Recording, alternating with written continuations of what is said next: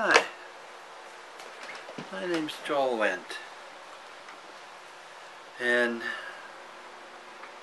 I'm a very lucky human being. I live in one of the oddest countries in the whole world, the United States of America. It is a very peculiar place. It's a place where some people think it's the greatest country in the world, and then they get on television and they talk about all the horrible things that are wrong with it. And then they talk about all the other things that are wrong with the rest of the world. And then they explain why they should be the ones to lead the country. This is called running for the president. So the president gets up and he's just what he is, but the people running for the president, they say, well, we have all these horrible problems. Somebody has to fix these horrible problems. Okay, I get it. Somebody should fix our problems. But they're not any more horrible than any other place in the world. In fact, I would say that it's pretty true in a lot of cases, although not particularly economically, but this is a land of opportunity, and it's a land of a peculiar opportunity. We Americans, we are favored by the genius of history, whether you want to call that chance or spiritual or whatever. But the fact is that we live in a country whose constitution begins with probably the three most important political words uttered in a few thousand years. We the people. The Constitution doesn't start we the president, or we the black people, or we the rich, or we the anything. It starts we the people. And then it goes on to explain what we the people did in the past, something we did. And we did this really remarkable thing that no other nation in the world, no other people has done. We created our own government. Not by accident and not through, years and years of this, that, and the other thing. And we didn't do it because we had aristocrats running it. We did it because we got rid of them. We fought a war and we got rid of them, and we said, I'm sorry, but we're not going to do what you want anymore. We're going to do what we want. And then we took on a really difficult task, and that was the task to see if we could create a government that had one purpose, and that was to be a government created by and for a free people. Lincoln got it right, government of the people and by the people and for the people. And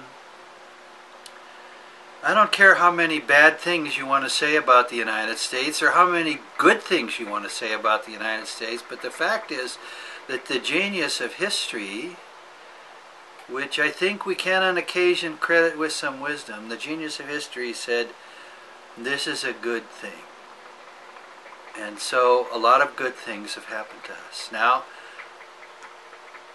the 20th century had a war, and we were in a favorable position to be able to help with that.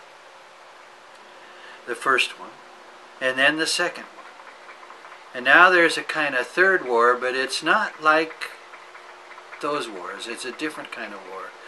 It's a war where the people that were making the war got actually inside our country. Before, the people making these wars, they were outside. They were elsewhere. They were, you could say that we the people are kind of the adolescent children of the rest of the people in the world, and our parents, the rest of the people in the world, they've been fighting each other, and then finally they decided to bring that battle over who can be the richest and who can be the most powerful, and they brought it inside the United States of America. And while that was going on, they figured out a way, sort of, well, maybe they didn't, I don't know, but we kind of forgot that this country, this is the we the people country. This is the country that came into existence because we the people made it come into existence. And you can have all kinds of Republicans and Cook brothers and Koch brothers and I don't care what's, and they can all say the world ought to be this way and the American people should do this and da-da-da-da-da-da-da, but the fact is we the people get to say. That's who we are. We're the real government of the United States of America, we the people. Now we made a thing, we made a temporary transfer of power to a central government in order to do certain jobs, and then we went back to doing the big jobs, which is, guess what, creating the wealth and raising the children. Those are the big jobs. Now we don't get enough credit for it, and there are a lot of people that don't want to see that teachers and parents and hardworking people get what they deserve. They'd rather have more stuff in their own pocket or more power in their own self-image or whatever, but you know, we tolerate that, and sometimes we can't take it anymore. And if we were to look, say, for example, at the kind of support that are being given to a couple of Republicans who should be nameless because they're kind of jerks in a way, but basically the top leaders in the Republican race are getting support because they're not just politicians, and they're getting that support because we're kind of fed up with politicians, and gosh, that's not a bad thing, actually. It's sort of a good thing if you think about it, because the people are saying, you know, hey, politicians, we don't like you anymore, we're going to like these other guys. And the same thing's kind of happening in the Democratic Party, although the three front runners are not, you know, they're not so independent either. You know, one's a career politician, and the other one's a career politician, and the other one's a career politician. And we like them, some of us, but it's time for we the people to sort of say, well, all of you, Democrat, Republican, businessmen, whatever, there is one group that's in charge, and that's we the people. We're the people in charge. And we need to tell ourselves that, you know, like I don't think we have to shout it on the street corner, but you can have a dinner party and you can say, yeah, that guy went. He said a good thing, that we should remember that we're in charge. We the people are in charge. And there's going to be an election, you know, and there's going to be primaries, and there's going to all be all that stuff. And we the people are going to pick a new president, and I think in the process of that, we ought to go to these conventions, and we ought to go to these speeches that they give, and we ought to hold up a little sign that says, we the people, we're here, we're watching, we're paying attention. And just, you know, make this election not so much about them, but about us. About pay attention. You know, that's sort of what Bernie Sanders done. He's for all those things that the pollsters say we like. Now the rest of the politicians, they can't seem to get behind that. It doesn't seem to be important to them that the things that we like, they shouldn't get done. But that's what happens. They go to Washington, and they have Goldman Sachs in their pocket, or they're in the pocket of Goldman Sachs, or whatever, you know, and we see this stuff go on. And it's kind of not what we like, but the pollsters come and they ask us what we like, and we say what we like, and we're in favor of a lot of stuff that the politicians can't seem to get behind. And I think there's just really only one thing that we need to do in this election, and it's kind of a simple thing.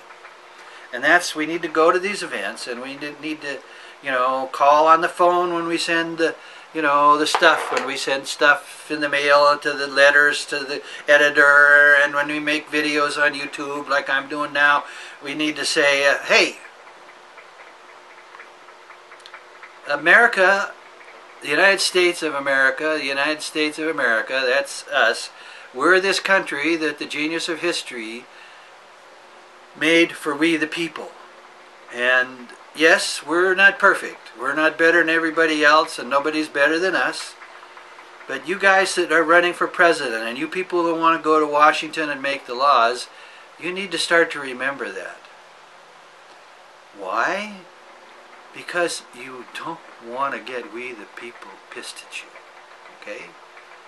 The last time we got really pissed at a bunch of people, we had a Declaration of Independence and we had a war and we won. Okay?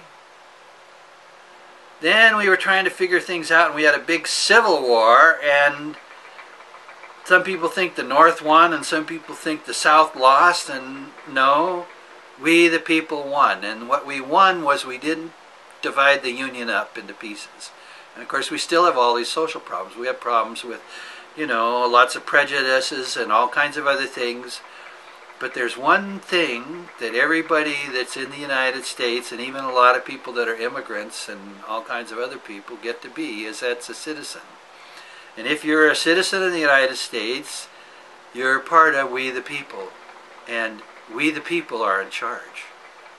And we should just start saying that, Get yourself a sign and go to those meetings and show up, whoever your favorite presidential candidate is, but go and get a, maybe put a t-shirt, a t-shirt says on, we the people are in charge.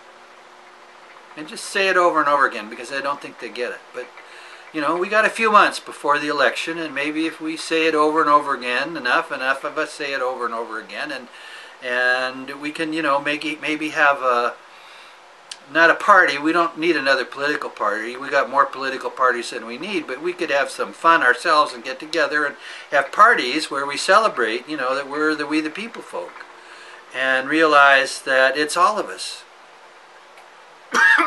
It's not we the Tea Party, and not we the liberals, and not we the conservatives, and not we the business people, and not we the taxpayers. And I mean, it's just, it's just we the people. And the genius of history said, yeah, you guys, you're the ones we've been waiting for, and we just need you to do the we the people thing. So get out there, go out and do the we the people thing. It's not a big deal. It's not hard. Simple. We the people. That's us. Thanks.